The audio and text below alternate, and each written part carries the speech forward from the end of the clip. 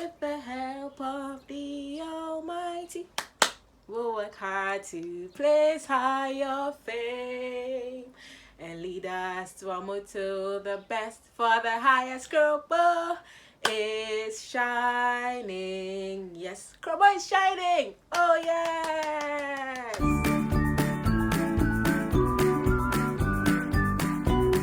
Krobo is indeed shining over here, loved ones. Thank you so much for joining in today's video. As you can see, it's all school spirits up in here. Drop your high school down there now. Tell me your experiences in high school. How did it go? What were some of the things you had to do? How did you break the law? Me, I used to jump the wall to buy Indomie. Shh, don't tell anybody. But yeah, that was my thing. School spirits on fleek. Krobo girls, Krogiss, Hilltop, Manyoma B, best for the highest. You know those girls that are not afraid of anything, that can climb trees better, cure diseases better, advocate better, worship God better, run away better, be unapologetically themselves better. Do you know where they come from? Do you know the factory that they all go through? Krobo girls. Krobo girls. I will tell you one thing about Krobo girls. There is no way you're going to that school and coming out without a fierce fighting attitude. It is what it is. Krobo girls, like every other high school, has its perks and some things it can work on, but it is my school and I am eternally proud of it. And that is why today, Koga, Maba, and I am coming to tell you a wonderful story from my high school days. Now, this story features one of Suhaida 2's recurring life issues: respect. Respect has been that bone of contention that has existed between me and many older people. Older people tend to think that the fact that they are older than you means you should automatically respect them. Or they think that in you respecting them, you must think of yourself as inferior. Wherever my respect comes from, it is not coming from me looking down on myself. I see myself as an equal to everybody because our experiences are unequal. And to that extent, I am an expert in what Suhaida goes through and you are an expert in what you go through. Age has nothing to do with it. For me, respect is not about age. I'm sorry, but that's where the difference is. It's not about age for me. It is about you respecting me as an individual, first and foremost. Then we can move from there. And this is something many older people have not really tuned into. Older people want to be respected because they are older. It is a long-standing tradition of respect being conferred onto someone because they are older in relation to who they want the respect from. That doesn't work here. It doesn't work here. And because it doesn't work here, and I become therefore an anomaly in society, I tend to run into a lot of problems. I have a long list of disrespectful behavior chalked up against me by various teachers at every instance of my academic life. And the list is still going. Battle scars. So in high school, I was a French student. I was one of those people who did French. But in my class, you had the option of choosing between literature or French. I chose French. Me and 6 other people in my class decided to do French. Our French teacher was Miss Anku. I don't know if she's still at Krobo, but Anku Mama, this is for you. Anku Mama, Agnes Akoto house mistress, French teacher, Krobo girls. Shout out. I love you. I love you so much. You are a great inspiration. I respect you now. I didn't respect you then, but you did win my respect in the end. And this story is about us. I hope that if you ever see this, it brings a smile to your face and know that I'm trying to honor our relationship and how far it's come. Now, I said that so I can say this. That woman was wicked. She was wicked. Full stop. Her house, Agnes Akoto, was one of the leading houses because she was wicked. You know, it's always the wicked house mistress. And she is a French teacher. They are legendary for honing in on the pure evil that comes with teaching French. This is the particular instance. I was one of the brightest students in my class for French. We were only 6, so don't get carried away. We were only 6. There were other classes whose students were better than I was, but for my class, I was reigning champion. This was SHS 3, the last class of the first term, and it was French. So we are all sitting there and we have our lessons and everything. Then Anku Mama decides that For our homework, this is literal homework where we leave school to work on during the period of our vacation. She told us to go home and research some verbs and learn them so that we can tell her what we learned when we show up in school on the next term. And she said to show us proof that we really did the research, we should print out a hard copy of whatever it is that we found online. So we say, okay, and honest to God, I went home and I did a research on my phone. So now how am I supposed to print it out? There is no way to print it out, and I get carried away with other activities, and we are back in school.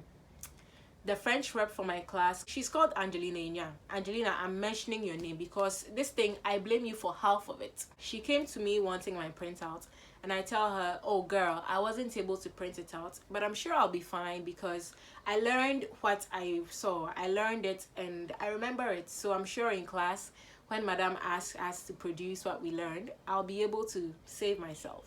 Smart, right? Then I am asleep in my dormitory. A junior comes to wake me up and says, Uncle Mama is calling you. At that point, I was also compound prefect, so I was thinking it had something to do with her house not being clean, or I don't know, plot borderlines. We used to have those issues in Krobo. So I went up there and she was fuming. She was angry. It looked like she had just planted roses and I brought my cattle to graze there. She was not happy at all. She said I disrespected her because she took her time to give us an assignment, and I decided that I was smarter than her, so I decided to do the assignment in my head. And I wasn't embarrassed about it. I had the audacity to tell my class rep to come and inform her that the assignment is in my head. And this is what she said, I quote her. So you want me to come and break your head and take the assignment, eh? That is what you want me to do. Now, she wouldn't even give me the breathing space to say, Madam, this is all a miscommunication. Yes, I did not print out the copy as I was supposed to, but I felt that I could escape this situation because the main idea behind this was to learn, right? And I learned. So I knew that I would be able to demonstrate the fact that I had learned without necessarily needing a printout. She didn't let me say any of that. She was too busy fuming, and I'm not the one going to cut an angry woman. I may be very impatient, but I am not stupid. So, of course, I shut up, put my hand behind me, and let her rage and rage and rage and rage. Then she called my house mistress. My house mistress was so disappointed in me. She was just shaking her head. Suhaida, you are so rude. Suhaida, you're so disrespectful. How dare you say that to your teacher? Then my house mistress says, you need to write a letter to Uncle Mama apologizing for this rude disrespect you have shown her, and also tell her to please pardon you and that you are willing to make it up to her. So I am to write a letter to Uncle Mama saying I am sorry for disrespecting her, and also placing myself at her disposal to undergo whatever punishment she has planned for me. Now, the latter part of this advice I really wasn't looking forward to. But hey, the structural system that condemns younger people to all kinds of punishments just because they are young and just because they bruise the ego of an older person is punishment. And as such, I have done a lot of punishments. As you can see, I have scars on my legs, I have calluses in my hands, because I have worked hard, because everybody felt like they needed to lower me a peg. But I'm not going anywhere. I am a friggin' trampoline. I will bounce all of that off and keep being me. Do you know the punishment Uncle Mama gave me?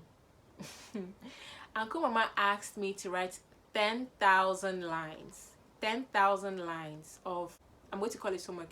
Je n'écris pas mon homework dans ma tête. So it literally translates as, I will not do my homework in my head.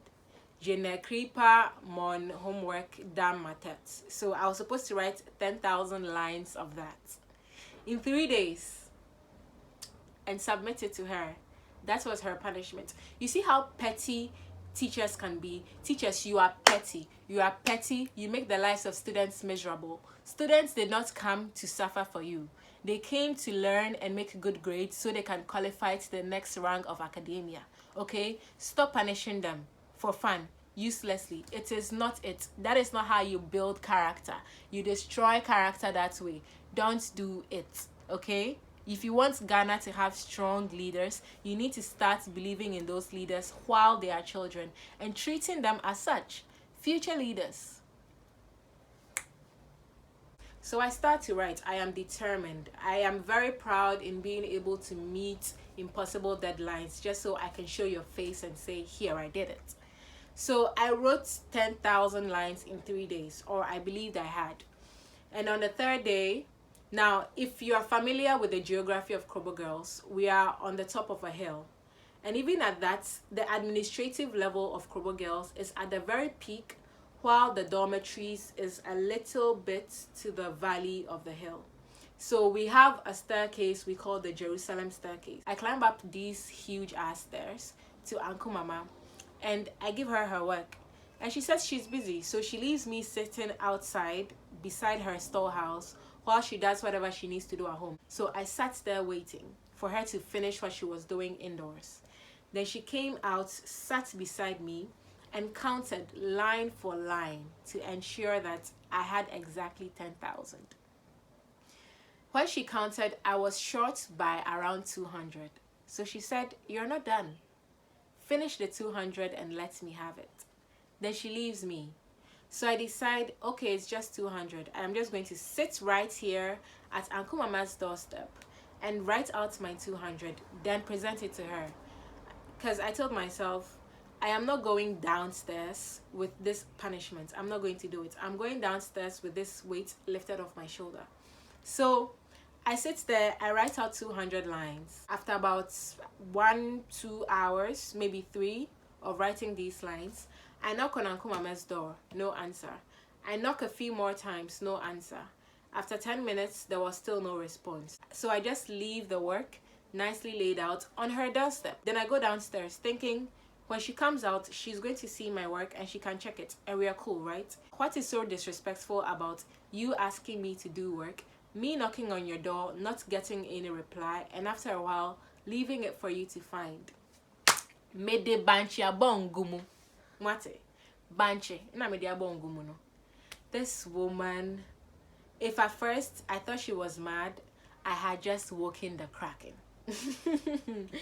Uncle Mama came after me after church service on a Sunday night. That was the next day. She came after me hard.